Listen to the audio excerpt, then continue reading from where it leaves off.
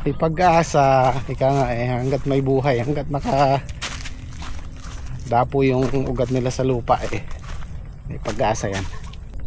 Ayos, thank you Lord, may natira.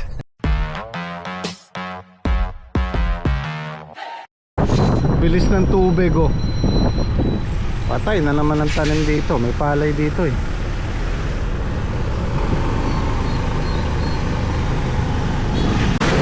baha na. Ang lakas ng tubig galing sa taas yan.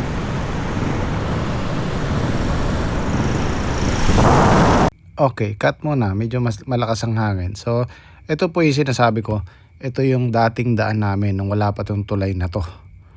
Ayan, yung kalsada na yan, maraming natatrap dyan na motorista mula Concepcion hanggang sa amin. Maraming hindi nakakatawid. Although merong nag-a-attempt na tumatawid, tinatangay po sila ng agos. Lalo na yung mga motor. Kahit truck na malalaki, tinatangay niyan. Malakas po ang agos niyan. Kaya malaking tulong sa amin tong tulay na to. Marami ding buhay na kinuha yan. Yung mga nag-a-attempt na tumawid pag ganyan, tinatangay. Malakas ang agos niyan. Morning po. Lubog na po din sa sa floodway. Hindi dahil po sa flood control lubog. Ayun na po yung update Lumalamit na po yan. Lakas ng agos na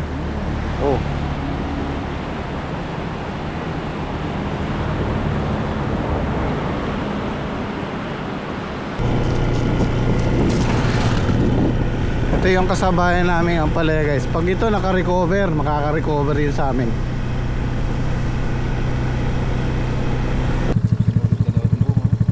Bagsak yung balag.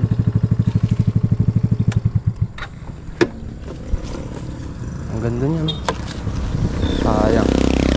Ang palaya din yun Okay.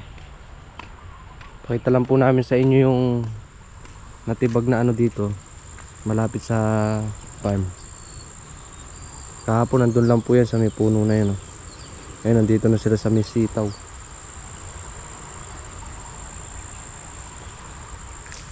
Kinakain na ng ilog sa sobrang lakas ng agos. Lubog yung kalamansi. Marami na namang tanim ang nasalanta nito. Kaya palipas ka ng isang linggo, doble na naman ang presyo ng gulay. Naku, pumasok na yung tubig dito kay Parin Pade. Di sagingan niya umaapaw na yung ilog namin. Ito pa yung nakakatakot dyan. Yung mga diki na to, merong mga maliliit na natitibag.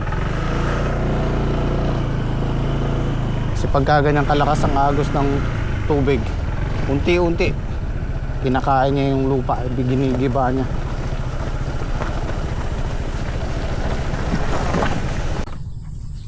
Kasi yung mga bundok natin, mga puno natin, ganito po kasi yan. Ang bagyo lumalakas pag nasa dagat, doon siya kumukuha ng lakas. Pero pag dumapo na sa lupa yan, humihina na siya kasi wala na siyang mahigop na tubig. Ang nangyayari kasi pagka nawala yung bundok, nawala yung puno, siyempre mawawala ng pipigil sa bagyo. Kung napansin nyo yung kuha sa satellite ng bagyong Uwan, yung mata ng bagyo binasag ng Sierra Madre, kuha sa satellite. Kaya napakalaking tulong sa atin yung mga bundok. Kaso kung minsan kinukuha rin ng kung sino-sino, sinisira nila yung protection natin. Kaya yung sitwasyon natin dito sa Pilipinas lalong lumalala.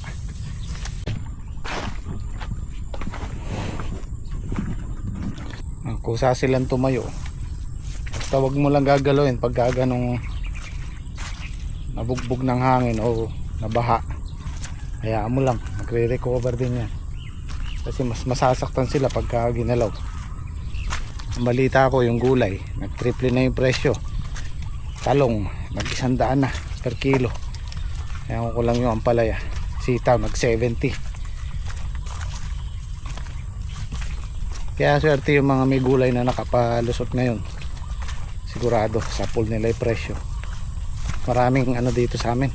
Dito lang sa lugar namin maraming nadaling gulay. Sana makarecover yung ampalaya namin. Dahil ito yung chance nating maka-tiyempo ng magandang presyo. Dito malalaman po natin kung makaka-recover sila pagka nasikatan sila ng araw, yung maghapon. Makikita natin yung malalanta talaga dyan. Sa ngayon kasi umaambon-ambon pa eh. Pero pag nabilad yan ng ito, mga okay naman to, nasaktan lang talaga sila. At asahan natin yung mga susunod na pitas wala tayong makukuha dahil nalaglag, nasira yung bulaklak, nalaglag yung mga bunga. Meron mang mapipita dyan paunti-unti na lang. Pero sana makarecover kasi sigurado triple presyo ng ampalaya. Kasi yung pitas namin mababa siya eh. Bagsak ang presyo niya.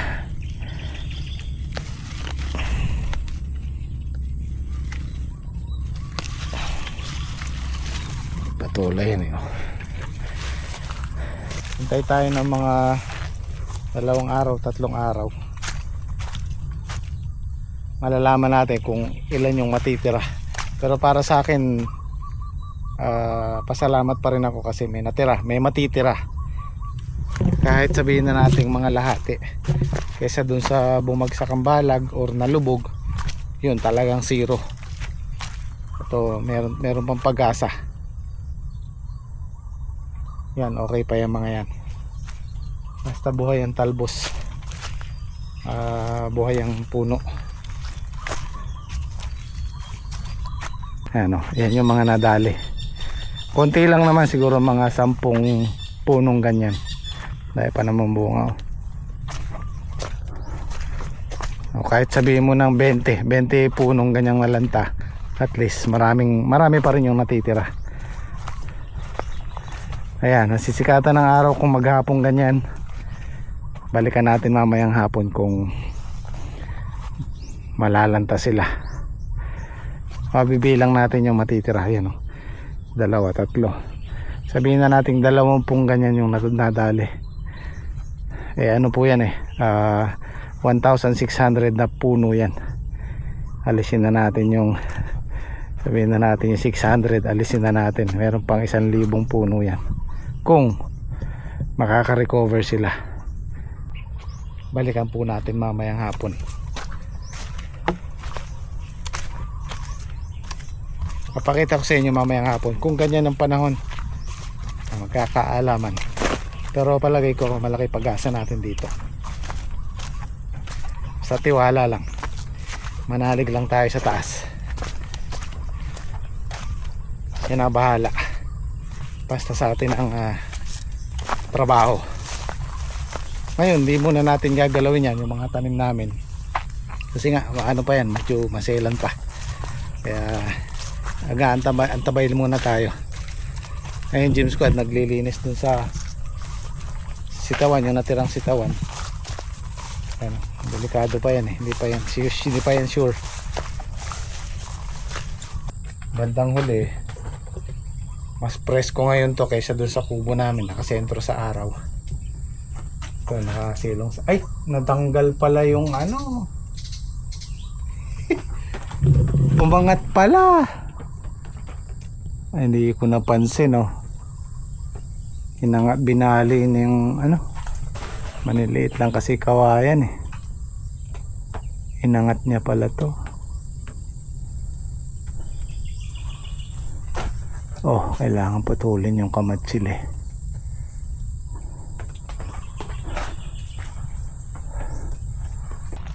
Yan, pagka nakalamidad po yung mga tanim namin, diba, na tubig, babad sa ulan or na bayo ng bagyo, hindi muna kami nagpapataba. Palipas muna tayo ng pag naka-recover sila, pag maganda na yung dahon, yung talbos, yung ugat, saka natin patatabaan. At may nagtatanong nga pala yung anti-stress na ini-spray. Magtanong po kayo sa mga agri-supply, meron at meron yun. Sigurado alam nila yun. Pagka i-sprayan namin to. Marami namang brand, maraming basta anti-stress sa halaman. Pagka medyo okay na to, sprayan natin. Tapos pataba. Mapapansin naman natin pagka maganda yung talbos, maganda yung dahon, okay na yung ugat, tsaka natin trabahuin. Sa ngayon hayaan lang muna natin silang makarecover ng sarili nila. Sila, kumbaga maselan pa sila ngayon. Ito yung sinasabi kong pag nag-farming ka, kailangan may kasamang lakas ng loob, kasi sa mga gantong panahon ka talaga tatama ng magandang presyo, may mataas na presyo. Yung tagbagyo, tag-ulan. Bakit ko nasabing sa lakas ng loob? Kasi kung hindi ka maglalakas na, alam mong babahain, alam mong babagyuhin, pero kailangan mong subukan. Kailangan mong i-take yung risk para tumama ka ng magandang presyo. Pag napalusot mo, panalo, sigurado. Pagka kaya katulad yan, madalang ang gulay niya. Palipas tayo ng mga 3 days. Actually tumaas na nga yung gulay. Palipas tayo ng mga isang pitas ng ampalaya, kasi marami pang magpipitasan yan. Yung mga nabaha, bumagsak na balag, pipitasin nila lahat yan, ibibiyahin nila yan, so magtatambak. Yung kasunod nun, sigurado mag-aagawan na naman sa gulay, sa Sangitan, sa Divisoria, Pasig, Balintawak, kakaubusan ng gulay. Good morning po. Kumuha pa ako ng puno ng saging. Tatanim po kami din ng isang puno, para meron po kaming kinukuha ng daon ng saging.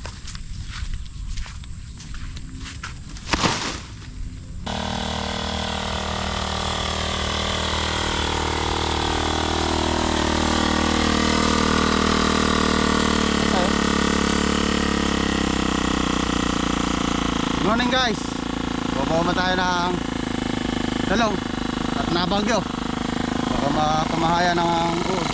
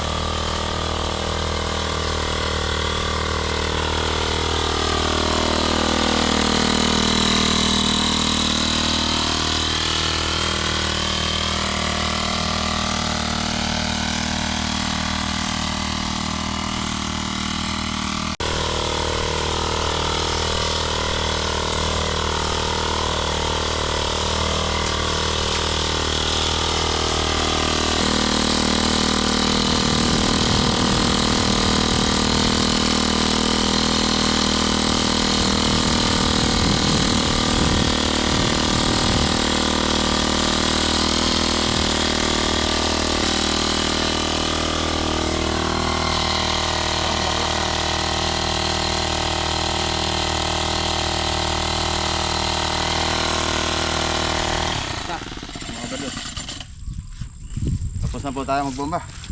Shout out po kay Ernesto Perez at sa family Perez, taga Tansa Cavite.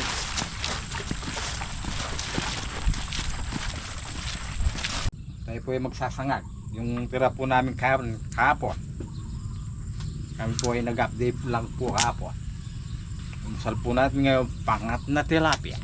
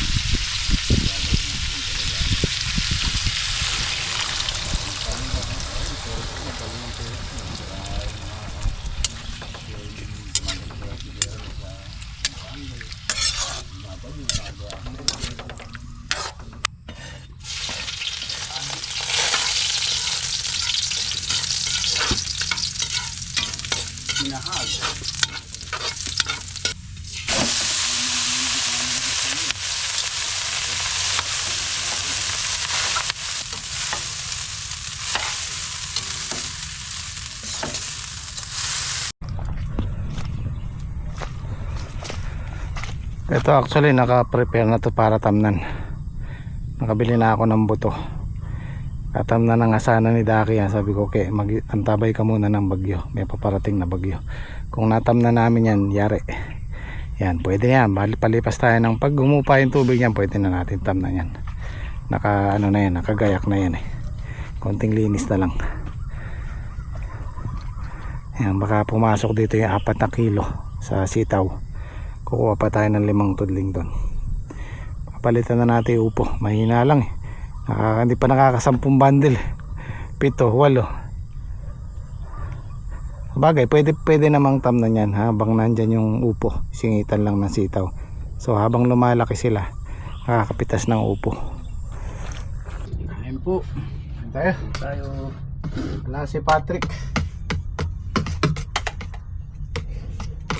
Masama yata loob sa nangyari doon sa ampalaya namin. Nag-i-emote. Nalungkot din daw siya.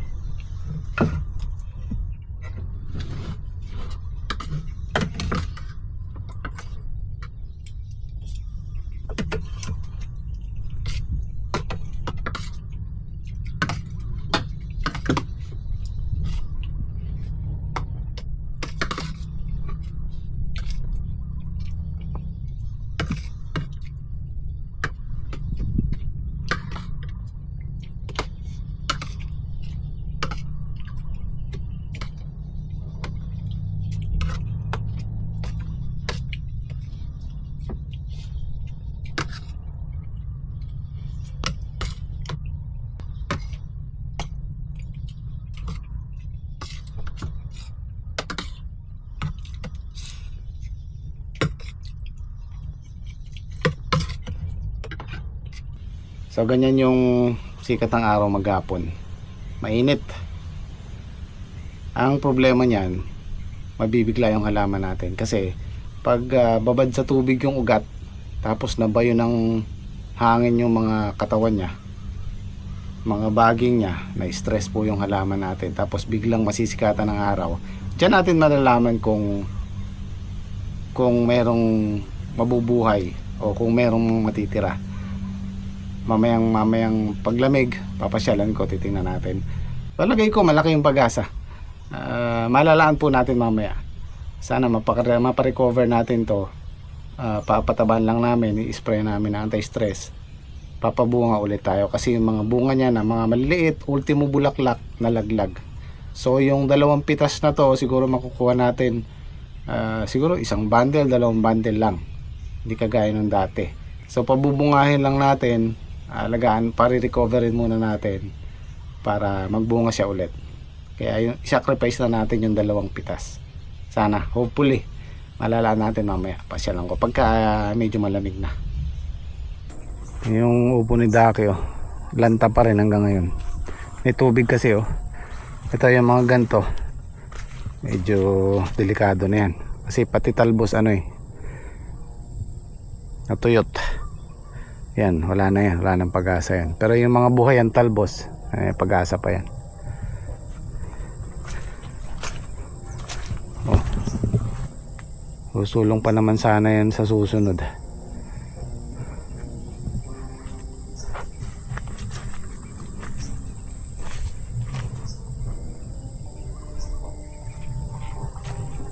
Yan, lanta. Pero buhay yung talbos. Oh, nabali pala to eh. Kaya pala.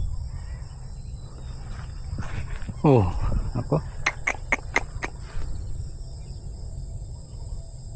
Tanggal yung lilim ng kubo.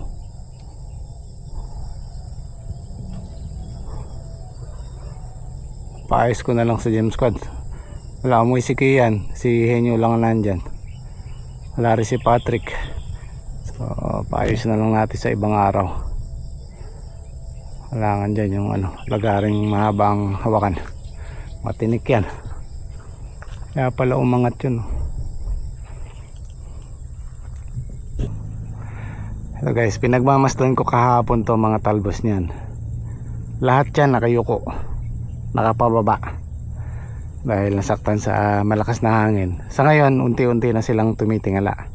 So ibig sabihin, malaki yung pag-asa natin makarecover to. medyo lumiit lang yung talbos, pero palipas tayo ng ilang araw patatabaan ulit namin yan para makarecover.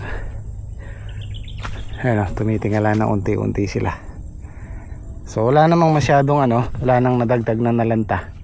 Siguro sabihin na natin yung nadali niyan mga nasa 100 puno, o sabihin na natin 200 na puno yung nasaktan na hindi na makaka-recover. Ito yung mga nakikita nyong magandang talbos na yan, malaki pag-asa natin dyan. Ayan o, kailangan lang patabaan ulit, tsaka sprayan ng anti-stress. Ayos, thank you Lord, may natira. Ayan o, ang ganda na sila.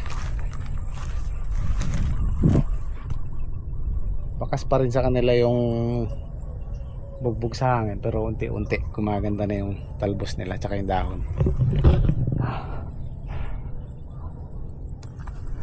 Ayos. Sabihin na natin 5 araw bago sila makarecover.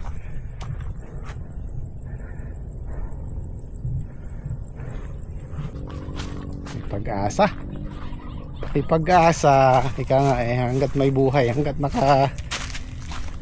dapo yung ugat nila sa lupa may pag-asa yan. Hindi muna natin gagalawin mga ilang araw, basta hintay-hintay lang tayo. Abangan na lang po natin yung susunod na kabanata. Mga 1 linggo, lahat ng nakikita nyo nakakalat na yan. Yan, yung bumagsak na yan, maayos natin yung unti-unti. Abangan na lang po natin yung susunod na kabanata. Laban lang.